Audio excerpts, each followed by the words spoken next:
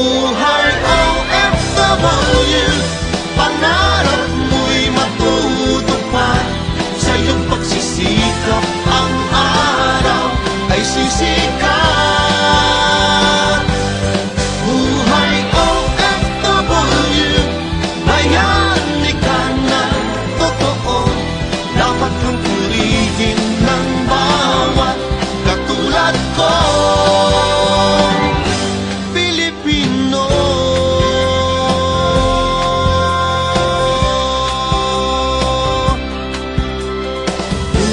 Buhay OFW. Ang Buhay OFW ay hatid sa inyo ng San Miguel Corporation, Megaworld International, ang property one-stop shop at housing supermarket ng Overseas Pinoy. EGI, E-Ganzon Incorporated. As Jesus died, He called out, "It is finished." There was no further price to pay. Sin had been atoned for. Ang mahal na araw ay ang paggunita natin sa ultimate sacrifice ng ating Panginoon para matubos ang sangkatauhan. Ngayong gabi, iba't ibang kwento ng pagsasakripisyo ng ating mga OFW, kapalit ng inaasahang magandang buhay para sa kanilang mga mahal sa buhay. Magandang gabi po sa inyong lahat. Ako ang inyong kapatid, Marisa Dalmar, at ito ang Buhay OFW. Ngayong gabi, para sa pagpapatuloy ng pag-aaral natin sa issue ng contract substitution, ihahatid namin sa inyo ang kwento ni Marily Brua, isang OFW na tumagal lamang ng halos 3 buwan sa Abu Dhabi dahil sa hirap na dinanas dulot ng contract substitution. Ikukwento sa atin ni Hasna Taula ang kanyang naging buhay bilang TNT sa Jeddah. Pakinggan natin ang sari-saring dagok sa buhay na dinanas ni Marilu Pundar sa kanyang pag-a-abroad. Ang lahat ng yan sa aming pagbabalik. For by grace you have been saved through faith, and this is not your own doing. It is the gift of God.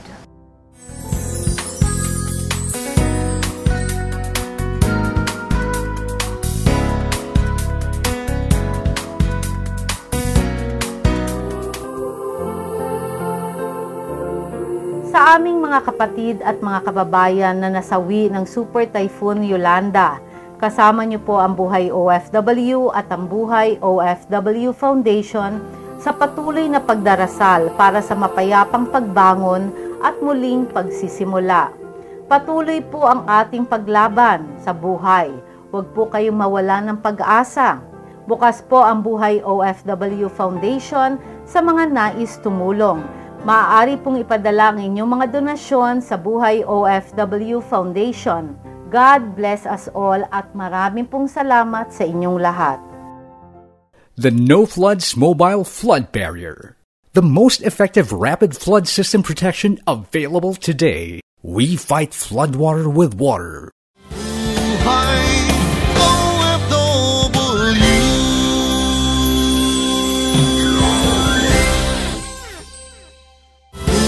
Buhay OFW.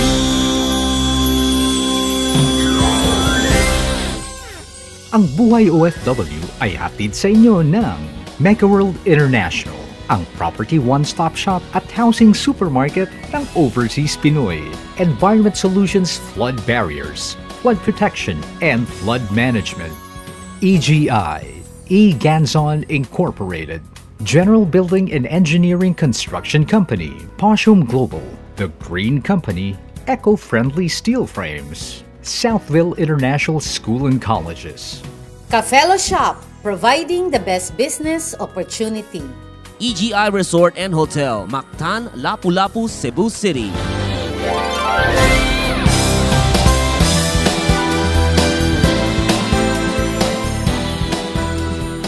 Umalis papuntang Dubai si Marily Brua, tubong Southern Leyte para magtrabaho bilang household service worker noong Nobyembre nito lamang nakaraang taon. Wala pang 2 buwan ay humingi na siya ng saklolo para makabalik sa Pilipinas. Dubai ang sinabi sa kanila, pero sa Abu Dhabi sila dinala. Pinapirma kami nung umagang yon bago kami pinakain. Pinapirma kami ng kasunduan na kapag ikaw ay uuwi, magbabayad ka ng 8,000 dirhams. Talaga, ganito pala talaga ang buhay. Tapos, sige, okay lang yan kasi hindi naman ako uuwi. Yun yung plano ko. Tapos, nung pinapirma kami ng kasama pa dun sa kasunduan, 1,000 lang. 1,000 dirhams lang yung magiging salary mo. So, hindi yan yung equivalent ng pinirmahan ko sa kontrata ko dito sa Pilipinas. In which $400 US dollars. Pero yun yung ano nila na, hindi yan talaga nagbibigay yun dito, sabi ng taga-agency. Ano yung mga tao nandun? Mga Pilipino sila, of course. So, may mga Sri Lanka, may Indonesian, iba-iba doon sa loob ng agency. Tinanggap na lang ni Marilee ang kakulangan sa napagkasundoang sweldo dahil naroon na siya at wala na siyang magagawa. At kagaya na naging reaksyon ng mga first-time household service workers na napupunta sa Middle East, nagulat siya pagkita sa bahay ng kanyang employer. Ganito nga pala ang realidad ng isang OFW na ang laki ng bahay, ang laki-laki ng ganilang kwarto, yung sala pa lang. Yung panahon na yun, nag-Yolanda sa Southern Leyte. Umaga, 5, nagising ako, 5:30 a.m., lalabas na ako. At expected na yan na marumi ang sala. Pumunta ako sa kusina, nag-prepare ako ng food para sa mga bata. Pero nung first week, hindi pa ako, nag-observe pa ako sa madam ko. 2 batang babae, ginigising ko yan. At doon mo natatadyakan ka, papaluin ka, tapos pagsalitaan ka ng aso ka, ganyan ka, basura ka, ganun. So, hindi ko pa naintindihan na zubala is basura. Hindi ko alam kung anong uunahin ko kasi lahat yan marumi. Whole day yan, naglilinis, sunod-sunod sa mga bata. Tapos sa mga bata, ibihis naman. Tapos araw-araw ako naglalaba. In between sa mga paglilinis ko, tumatakbo din yung machine sa likod. Kasi ganun, sinasabay-sabay ko. Tapos pagkatapos nung maglinis ako, siguro mga 3:00, 4:00 tapos na yan. Nagluluto naman yung babae. Nako, pagdating na yan, pagbalik mo na naman sa kusina, dumi-dumi na naman. Tapos, paplansya. Araw-araw. Yung pagpaplansya, tatawagin ka na naman, maghugas ka nga muna dito, kasi may papahugas ako sa'yo. Ganon. So, pupunta ka na naman doon. Galing sa init, punta ka sa lamig. Tapos, pumunta ka sa lamig, punta ka sa init. Ganon yun. Sa loob ng 1 buwan, ganon na naging buhay ni Marilee. Sabi ko, kapag umukay naman sila, kahit wala akong day off, kasi naintindihan ko yun, bago ako na-apply, meron, ganon talaga. 3 oras ang tulog ko. Nagkasakit na ako, walang pakialam yung amo ko. Ang kain ko 1 araw lang nung first month ko. Hindi ko kaya yun. Buong araw naglilinis ako. Patay ako doon. Parang talagang pumayat ako. Nung sinahuran na ako ng 800 na hindi 1,000, doon ako umayaw. Sabi ko, Ma'am, maliit lang yung 800. Makikita ko yan sa Pilipinas. Yung 1,000 nga nakikita ko sa Pilipinas, ito pa kayang 800 na ibibigay mo. Hindi ko pwedeng tanggapin yan. Sabi niya, wala kang magagawa. Iyan lang ang bibigay namin. Bakit? 1,000 naman lang pinirmahan niyo sa kontrata. Bakit hindi niyo sinusunod? Kaya sabi ng amo ko, lahat kami, lahat ng kapatid ng amo mo, nagpipirma kami ng 1,000 pero hindi namin yan sinusunod. Mas may maliit pa doon. 700. Mga kasama ko. Yun, sabi ko, ganun ba? Ganun pala. Tinanggap ko. Pero in-inform ko ang agency dito sa Pilipinas. Tinawagan ko sila. But they don't have any, kahit once lang reply, wala. Yung trabaho kaya ko. So, bibigyan lang ako ng tamang rest, pagkain, tapos sahod. Dahil sa pangyayaring iyon, nagdemand si Marilee na dalhin siya sa agency. Alas 6 ng gabi, napunta kami, nakarating kami doon, mga 7 plus na. So, nag-negotiate, usap ako, iyak-iyak na ako. Hindi ko na kaya, hindi ko na. Uwi na ako. Hindi, magta-transfer na ako, ganun ako. Pero, sa kalaunan parang, the end of that conversation, binalik ako. Balik ako sa'yo. Ate, hindi ka la i-release to ng amo mo. Kapag hindi mo siya pagbibigyan ng isa pang buwan. Sa 2 buwan na ako. Isa pang buwan. para makahanap kami ng kapalit mo. Wala akong choice, takot ako. Sabi ko, sige na nga, kahit alam kong takot na ako. Kasi iba na umiba na yung ugali ng amo ko. Pero dahil sa mahina na ang kanyang katawan, muli siya nag-text sa agency para humingi ng tulong. Natumba na ako noon, gabi na yun. Iniwan lang ako, isang bata lang yung pangalawa. Malubha na, may sakit ako yung ubo ko, nilagnat na ako na talagang hilong-hilo na ako, dumudugo na yung ilong ko. Yung ganun na mga sistema na patay na ako, papatay na talaga ako dito, hindi ko na kaya pag magsistay pa lang ako dito. Yun. Pero masakit na rin yung loob ko. Unang-una kasi nga, ang sahod hindi sapat. Sabi kong ganon. Kaya hindi ko po pwedeng pagtrabahuin to ng patuloy. Kaya nung nag-text na ako, ma'am, alam nyo namang mali eh. Alam nyo naman na na-breach na yung employer ko. Alam nyo na hindi sila sumusunod sa kontrata. Bakit nyo pa ako binalik? January 9, Thursday. Umagang yon, tinawagan ako ng ambassador. Marily, ano ba talaga? Nag-text na ako. Gusto ko na pong umuwi. Tulungan niyo akong makauwi. Ayoko na po dito. Desperado na si Marily. Hindi siya maaaring kunin ng embahada o ng ahensya sa bahay ng kanyang amo, kaya't nagdesisyon siyang tumakas. Takbo. Tapos punta ko dun sa may gate. Malayo pa. Tapos, tinotrolley ko na siya, takbo kasi talagang, tapos yung paligid pa ng bahay mismo, malawak. Sa gilid pa doon, may tinatayo pang bahay na maraming mga Pakistano na nandun. Siyempre, inisip ko, baka magsumbong sila, ganon. Pero iyak na ako, wala na yung mata ko, sobrang, tas sakit na ng ulo ko na talagang hindi ko na maintindihan yung feeling ko nun. Sabi ko, bilisan mo. Kasi may sasakyan yung amo ko. Madali lang akong kapag mahuli. Siyempre nakita ko, sarado pa. Siyempre, tulog pa yun. Hindi pa ako nakarating sa embassy, tumawag na yung amo ko. Nakauwi na ng Pilipinas si Marily at kasalukuyang inaasikaso ang kaso na isinampa niya laban sa ahensyang nagpaalis sa kanya. Nag-hearing kami, nagharap kami ng agency. Bakit ikaw lang ang nagreklamo? Sabi ko, gusto niyo bang magreklamo lahat yung mga kasama ko? Pues, tatawagan ko sila. Parang ganon. Kasi, hindi daw nila alam. Sabi ko, imposibleng hindi alam. Bakit tinitingnan mo lang yung fault namin? Bakit hindi tinitingnan yung fault mo? Sabi ko, excuse me? Ako pa ngayon yung may kasalanan? Nang nag-apply ako sa inyo, wala kayong problema sa akin. Ang sabi nila, bakit? May binayad ka ba sa amin? Kung may binayad ako, mas lalo kayong magdadagdag ng penalty kapag nagbabayad ako. Kasi alam niyo na wala eh. Responsibilidad niyo yan. Kasi ang sabi ng amo ko, binili kami ng 8,000 dirhams. Kasama doon yung visa, yung ticket, back and forth. Tapos ngayon, isasabihin nyo, i-charge. No way! Sabi kong ganon. Hindi ko pwedeng gawin yan.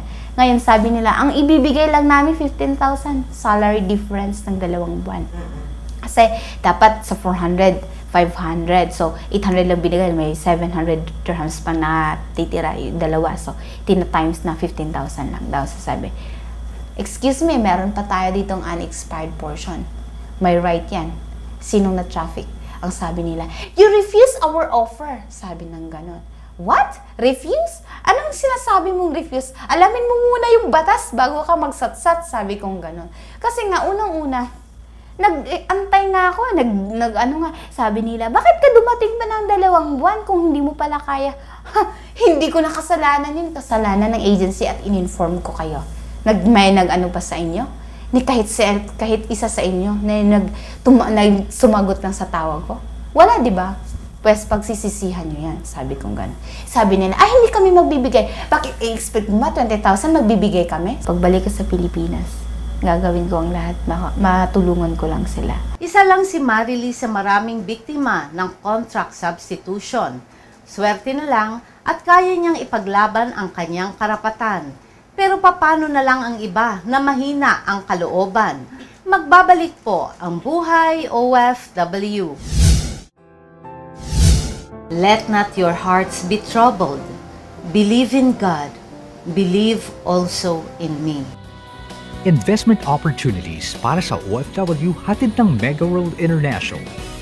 Megaworld International, the property one-stop shop at housing supermarket ng Overseas Pinoy, presents you with a sure investment for your family in a better way of life. SunTrust Amadea. Dito sa SunTrust Amadea, feel fulfilled. Inside your community, mararamdaman mo ang absolute comfort, security, and peace of mind. Merong iba't ibang unit options for families of any size. May studios para sa starting family at 2 to 3 bedroom units for growing families. Sa SunTrust Amadea, maraming opportunities for recreation and bonding. Enjoy instant access to Sky Gardens, a Zen garden, swimming pool, kiddie pool, pool deck, playground, and different open spaces.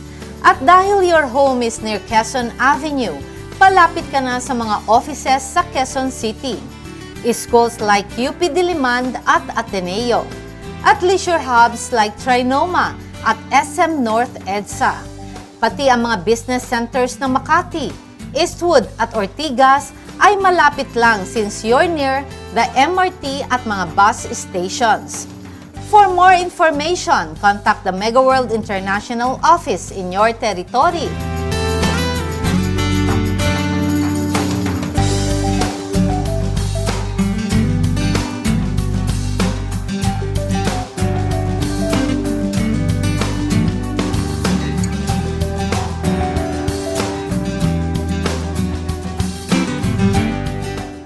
At para naman po sa bibisita sa Pilipinas, please call the following local numbers. At kung ikaw naman ay online, visit www.megaworldinternational.com.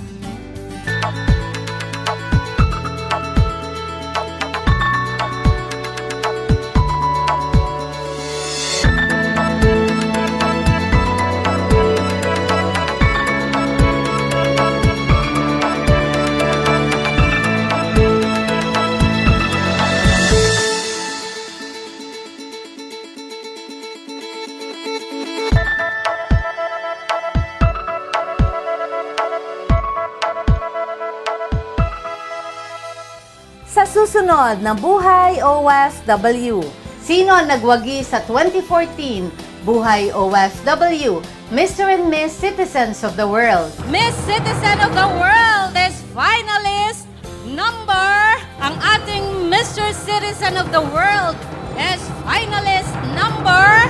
Konting bitin, Marisa. Alamin sa susunod na Buhay OFW. Buhay OFW.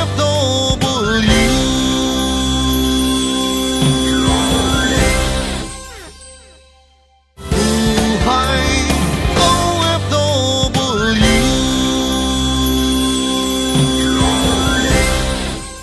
Ang Buhay OFW ay hatid sa inyo ng West Insula Condominium, Beauty and Intelligence. Dare to compare, more than just a trophy. It's a jewel. Fucoidan Slimming Rejuvenation and Wellness Center. A Fucoidan capsule. Look young, live longer. A gift of health from the sea. The Malaya Business Insight. EGI Pamulidawen Hotel, Lawag City.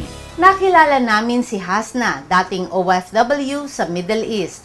Miyembro si Hasna ng CAG Kaliwa. Grupo ito ng mga ex-OFW sa may Cotabato City. Tapos, ginawa nila itong grupo na to bilang isang CAG Kaliwa, I think, term ng Maguindanao. And then, kung sabihin natin na lang sa Tagalog, yan is pag nagmamahalan. Halos 5 taong nanilbihan sa Kuwait si Hasna. Egyptian ang kanyang amo. Mabait at hindi siya tinuring na iba ng mga ito. Pero na totally 5 years talaga diretso. Nung matapos ko kontrata ko, umuwi ako ng Pinas. And then bumalik naman ako ulit sa kanila. Another contract na naman. Pero hindi ko natapos yung pangalawang kontrata ko kasi nga nag-urgent yung amo ko papuntang Canada. And then hindi nila ako maiwan sa Kuwait. Kaya pinapili nila ako kung saan ko gustong pumunta. Mag-stay ako sa nanay niya sa Egypt or umuwi ako ng Pilipinas. Ang ginawa ko na lang, sabi ko, umuwi na lang ako sa family ko. Muling nakipagsapalaran sa ibang bansa si Hasna. First time ko dumating sa Jeddah, kuan na yung may katulong na doon na isa, OFW na kaparehas ko din, Maguindanon din yun siya. Tapos, that time sabi niya, hindi din daw maganda ang patakaran nung amo ko. Sabi niya, ako, pauwi na rin ako, ikaw ang maiwan dito kasi ikaw ang bago nilang kinuha. Dito napag-alaman ni Hasna na hindi pala nagbibigay ng buwanang sahod ang kanyang amo. Makukuha lamang niya ang kanyang sahod pagtapos ng kanyang kontrata. Dahil dito, nagpasya si Hasna na sumama sa pagtakas ng ibang kasambahay. Tumakas ako, nag-stay ako ng TNT 5 years. Hindi ako umuwi. Ayon kay Hasna, hindi naging madali ang naging buhay niya bilang TNT sa Jeddah. Mahirap kasi sa'yo lahat, pagkain mo, gamit mo, bahay mo, sa'yo lahat yun. Tapos ang ginawa ko na lang, nagpa-part-time na lang ako sa ibang-ibang employer. Halimbawa kung nagpa-part-time ako, halimbawa kung magbabantay ako ng bata by hours, sinasahura naman ako, tapos doon naman sa kabila, ganun pa rin, bata rin, 5 hours, tapos sa salon, mga ganyan. Ganun na lang yung rotate ko, paulit-ulit na lang hanggang sa tumagal din ako doon ng 5 years na ganun lang ang ginagawa. Babayad kami ng apartment. Dahil marami kami doon, puro mga TNT. Sa isang kwarto, 4 kami na TNT, puro babae. Kasi paminsan may nagtitip sa amin na umalis kayo ng ganitong oras kasi may magre-red daw. Tapos alis naman kami, doon naman kami matutulog sa ibang mga kasamahan namin. Kaya parang naghahabulan lang kami ng mga pulis doon eh. Ang hirap. Kaya nang sabihin nila na nandiyan na ang pulis magre-red, agad-agad naman kami kahit na gabi. Aalis kami doon sa apartment na yun. Pero ang hirap lang doon kasi hindi ka rin makalabas-labas dahil takot ka. Kahit nadaanan ka lang ng pulis, parang gusto mo na lang magtago na lang. Kasi, syempre, hindi mo rin alam kung makulong ka, kung saan ka nila ipunta. O ipunta ka ba nila, maswerte lang kung ibalik ka nila sa embassy. Paano kung gahasain ka nila sa disyerto? Kasi marami na rin nangyayari ng mga TNT na ganun. Yun ang iniingatan ko na mangyari sa akin. Kasi na once na marami kasi akong nakasama na yung nare-rep nga, pero parang naiiba yung utak nila. Parang naloloka sila, ganun. Kakaawa din. Araw-araw sa loob ng 5 taon, laging nangangamba si Hasna sa maaaring mangyari sa kanya. Parati kang takot. Parati kang takot. Natatakot ka na baka mahuli ka. Natatakot ka na baka saan ka dalhin. O baka itong araw na to, mahuli ka man lang ng walang kadala-dala. Kasi kahit naggamit mo, hindi mo madala. Na kahit na siguro ang madala mo lang yung nasa katawan mo lang. Pero hindi ka pa rin safety kung mapunta ka ba sa Philippine Embassy or mapatay ka sa disyerto. Ganun lang yun. Kaya ang ginagawa ko na lang, nagtatago na lang ako na iniingatan ko na lang yung sarili ko na sana kung uuwi man ako pero yung nasa magandang yung magandang paglabas ko ng bansa na yun. Hindi yung mahuli man ako na may nangyari sa akin. Siyempre masakit din yan. Kahit hindi na sa akin, sa pamilya ko, masakit pa rin yan. Hindi lumapit ng embahada si Hasna dahil sa mga naririnig niyang negatibong pagtrato ng mga taga-embahada sa mga runaways. Naghintay na lamang siya na magkaroon ng amnesty para makauwi ng Pilipinas. That time din yung president election. Tapos nagpalabas sila ng 500 ka TNT. Kaya nasali ako doon sa 500 na yun. Kung susumahin, 10 taong OFW si Hasna. Pero masaya din ako kasi marami din na experience na kahit na mahirap, parang nagkukuan ka lang yung nag-a-adventure ka na hindi mo alam kung ano ba, mapaganda ba yun sa buhay mo or hindi. parang nag-a-adventure ka lang. Pero masakit pa rin. Bali natutunan ko at saka yung simula nung tumakas kasi ako, nalagay ko na sa isip ko na kung mag-abroad man ako ulit, hindi na ako tatakas sa hirap ng buhay ng mga TNT doon. Nag-a-adventure ka na may kasamang bangungot. Now, faith is the assurance of things hoped for, the conviction of things not seen. The No Floods Mobile Flood Barrier. The most effective rapid flood system protection available today. We fight floodwater with water. Sa susunod na Buhay OFW, sino ang nagwagi sa 2014 Buhay OFW, Mr. and Miss Citizens of the World? Miss Citizen of the World is finalist number, ang ating Mr. Citizen of the World is finalist number... Konting bitin, Marisa.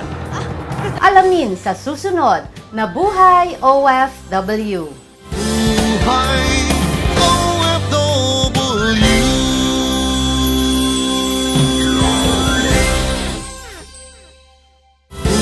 Buhay OFW.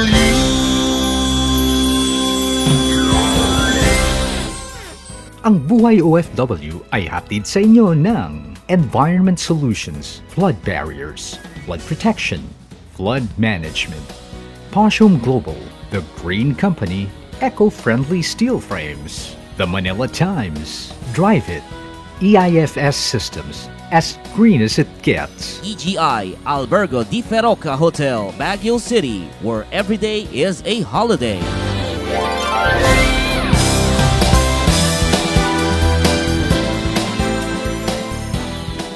Tapos ng kursong BS Chemical Engineer si Marilu Pundar. Dahil hirap makahanap ng trabaho dito sa atin, namasukan siya sa Kuala Lumpur.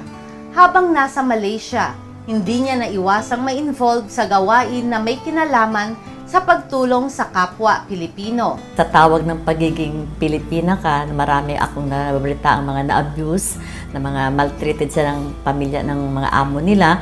Nakita ko doon sa dyaryo na English na version ng amo ko na mga duguan, ang mga mukha nila, tumatakbo sila doon sa Bukit Nanas Convent ng PL. Makita ko yung mga bugbog saradong mukha ng mga Pilipina. Matapos ang kontrata sa Kuala Lumpur, umuwi at nag-asawa na si Malu. Taong 1999, sumubok ulit siyang makipagsapalaran sa ibang bansa. Factory worker naman po ako sa isang electronics company. So doon naman, okay naman yung income kasi hataw sa overtime. Libre ang board and lodging, may night differential and everything. So yun ang taon na yun na malakas talaga ang kitaan ng factory worker sa Taiwan. Hanggang sa marami din problema doon sa factory, katulad ng no day off ang declare nila kasi ang kontrata namin in Chinese eh. So hindi mo na malalaman kung anong dinideclare nila doon. Sa Taiwan, nalinya na naman si Malu sa pagtataguyod ng karapatan ng kapwa niya manggagawa. Pagdating sa boarding house, kami mga Pilipino, nilalagay nila doon sa isang space na hindi okay ang ventilation, hindi okay ang aircon. Samantalang yung mga Thailander, yung iba, talagang well-provided ang ventilation. Oo, kaya doon naman ako nagalit. Lumabas na naman yung pagka-Pinay natin. Hindi tumigil si Malu hanggat hindi niya naisaayos ang kanilang tinutuluyan. Kasi kung pahina-hina ka, walang mangyayari. Kasi nangangamoy sardinas na kami doon, ma'am, sa room namin. Walang ventilation pa. Nagbukas ka ng sardinas kasi gabi na kami. Ang pasok namin, 8 o'clock in the morning up to 12 ng gabi. Almost 16 hours lang. Ano lang tulog mo? Tapos hihiga ka nangangamoy ka, wala pang aircon, sira, walang ventilation. So, mahirap magtrabaho nang may nararamdaman ka sa likod. Tapos, amoy mo pa sa paghiga mo sa unan, amoy sardinas, whatever kung ano yung ulam mo. Hindi naman ikaw maririnig ng management kasi wala silang pakialam doon. Meron silang na-assign doon. Siyempre nga, hindi ka pinapakinggan, hindi makakarating doon dahil may mga third, second party na humaharang. So, kailangan gumawa ka ng paraan. So, nung nilagay ko yung pangalan namin doon, pag out ng 8 o'clock, lumabas na kagad ako at pumwesto na rin ako sa dulo. Siyempre, hindi naman ako kilala na bago o luma. Nung papunta na doon yung grupo na lilipat doon, Sabi ng caretaker, reserve for Malos Group. Naging tagapagtanggol din siya ng mga Pilipinong napag-iinitan sa kanilang trabaho. Sila ay maaawa kasi may nagsanla doon ng kalabaw, may nagsanla ng lupa. So, ako naman lang sinanla, kaya okay lang sa akin ko ako mapapauwi. Nagkausap-usap at pinaliwanag naman ito yung mga sanction na mga na ginagawa ng supervisor sa kanila na hinahanapan silang butas ng mga rejects para, yan kasi isang factor para pwede ka mapauwi kasi negligence of work, parang ganun. So, napaliwanag, ganito, niniwala naman sa amin kasi very sincere naman kami. Hindi naman kami nanduloko lang o nag-invento lang. So, naniwala sa amin yung pamangkin na may-ari. So, sabi niya, naiyak din siya. Bakit daw ganito yung kababayan namin na Macquiao? Siyempre, half Filipino, half Taiwanese siya eh. Bakit daw ginaganon kami? Sabi namin, hindi rin namin maipaliwanag sa'yo. Pero ito yung totoo. So, naniwala siya, naiyak pa nga siya eh. Mas mababa yung duwa niya kaysa sa amin. Kasi kami mga palaban. So, nung maiyak kami niya, okay, no, don't worry already. For now, we'll have a small celebration. I will treat you to KFC. So, nagkainan kami hanggang alas 12 ng hating gabi. So, sa sobrang tuwa, nagkaiyakan. Pero hindi naging maganda ang mga pangyayari sa kanyang pansariling buhay. Bago pa siya umalis papuntang Taiwan, magulo na ang pagsasama nilang mag-asawa. Time na nambubugbog na siya, doon ako magdesisyon na lumayo na sa kanya. Pero ang pinakamasakit sa lahat, namatay yung panganay ko. Yung after nung mga tagumpay na gano'n, mga siguro 3 months lang, Sunday, nagkausap pa kami ng anak ko. Lang siya, 7 years old. Kanya kasi yung sakit nun eh. Hindi na siya nakakausap eh.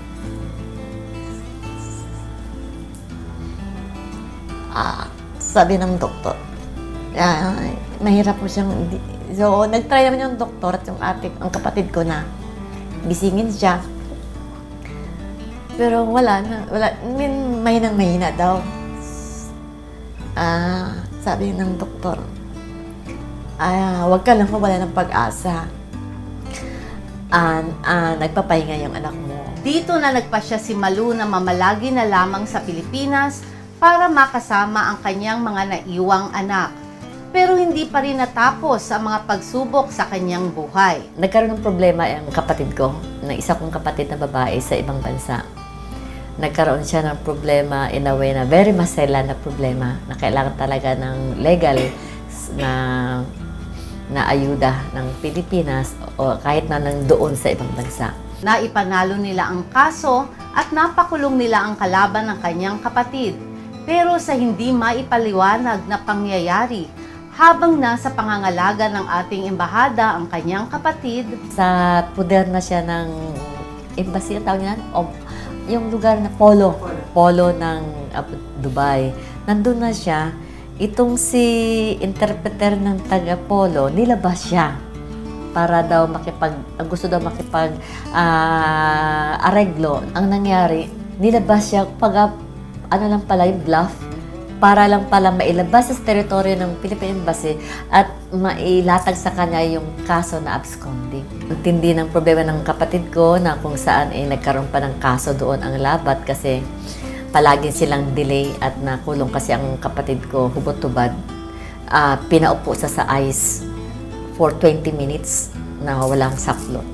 So, yung ice kasi, pag within 30 to 1 hour ka, pwede kang mamatay. Ikaw na nga yung nabiktima, panalo na nga yung kaso, kasi nabigyan ako ng abogado ng DFA. Kasi doon pala sa ibang bansa, pag may kaso pala doon, hindi basta-basta pera lang ang kailangan, kundi malaking pera. Matapos ang masaklap na pangyayaring iyon, umuwi na lamang ng Pilipinas ang kanyang kapatid. At si Marilu, sa awa ng Diyos, dahil na nag-uso yung Facebook, na-recover ako ng mga friends ko na within engineering course ko. Sa problema ko sa pamilya, sa pag-aasawa, hanggang sa pag-abroad, nakalimutan ko na mayroon pala akong pinag-aralan. May course pala ako. Sa Bulacan ako sa isang, quality control officer ng isang industrial company. At the same time, quality control officers ng DNR for the company. Indeed, I count everything as loss because of the surpassing worth of knowing Christ Jesus, my Lord. For His sake, I have suffered the loss of all things and count them as rubbish. in order that I may gain Christ.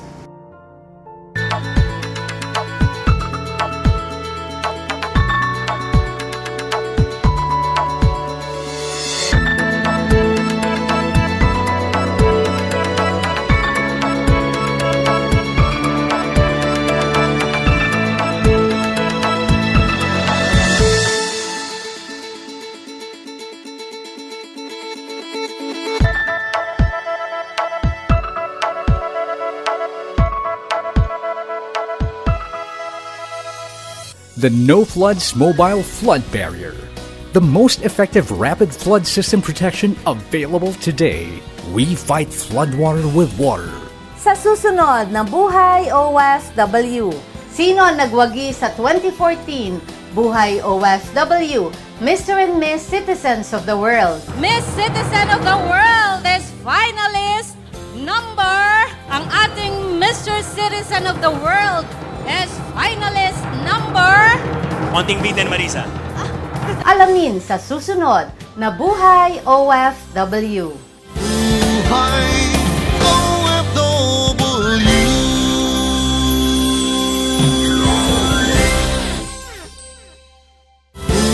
Buhay OFW.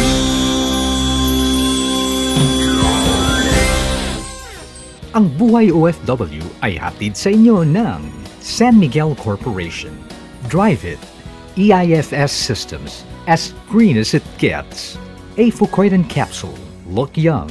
Live longer. A gift of health from the sea. Southville International School and Colleges. Ka-Fellow Shop, providing the best business opportunity.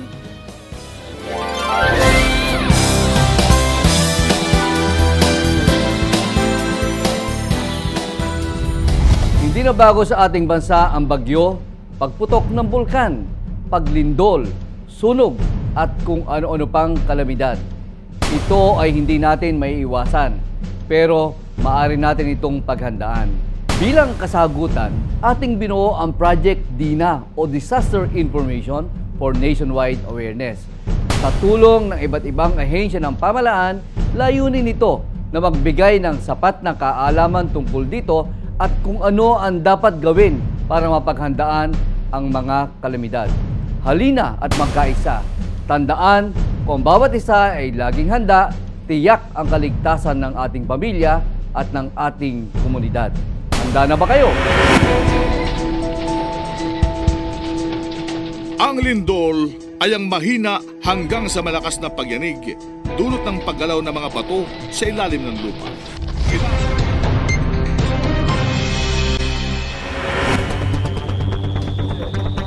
Kapag lumilindol at ikaw ay nasa loob ng gusali, manatiling mahinahon sa lahat ng oras. Gawin ang duck, cover, and hold technique. Yumuko, magtago sa ilalim ng matibay na lamesa at hawakan ang mga paa nito. Kung walang lamesa, pumunta sa matibay na bahagi ng bahay, lumuhod o mag-squat, takpan ang ulo at batok ng inyong kamay. Umiwas sa mga bagay na madaling mabasag. Kung nasa labas, lumayo sa mga poste, puno, gusali, pader, at iba pang bagay na maaaring matumba o bumagsak. Mainam na pumunta sa open space. Kung nagmamaneho, itabi at ihinto ang inyong sasakyan. Huwag tumawid ng tulay, overpass at flyover. Kung malapit sa dagat, mabilis na lumikas palayo dito dahil sa panganib ng tsunami. Sa susunod na Buhay OFW, sino ang nagwagi sa 2014 Buhay OFW, Mr. and Miss Citizens of the World? Miss Citizen of the World is finalist number. Ang ating Mr. Citizen of the World is finalist number. Konting bitin, Marisa. Alamin sa susunod na Buhay OFW. Ang Buhay OFW po ay handang magbigay impormasyon at serbisyo anumang oras, anumang araw. Ako po inyong kapatid na handang maglingkod, Marisa Del Mar, kakampi, kaibigan at kapatid ng mga manggagawang Pilipino sa buong mundo. Ito ang Buhay OFW. Ang Buhay OFW ay inihatid sa inyo ng San Miguel Corporation. Mega World International, ang property one-stop shop at housing supermarket ng Overseas Pinoy. Drive it, wall cladding system as green as it gets. South Insula Condominium, beauty and intelligence. Dare to compare, because the real home is beautiful inside and out. Southville International School and Colleges. The Malaya Business Insight. Cafello Shop, providing the best business opportunity. Davis, Paint Reinvented. Handa kang magpaalipin sa ibang bayan. Ito ay alang-alang sa minamahal. Isusugal ang buhay kung kailangan nang ang mga minimithi ay makamtan. Buhay OFW, pangarap mo'y matutupad. Sa iyong pagsisikap ang araw ay sisikat. Buhay OFW, bayani ka na totoo. Dapat purihin ng bawat katulad ko, Pilipino. Ate, kuya, inay, itay, kapatid at kaibigan,